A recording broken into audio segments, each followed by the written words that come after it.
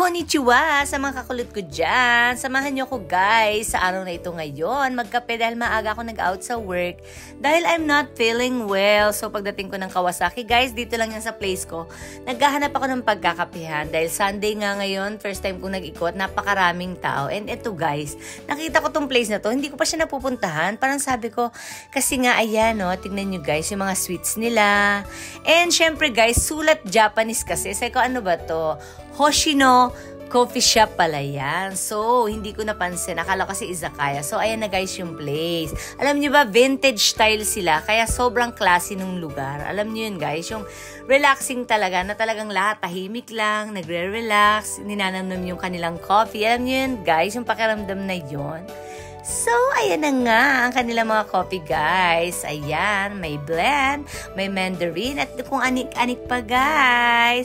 Meron diyang, ito guys, yung sa menu nila na yan. Ayan guys, yung sweets nila.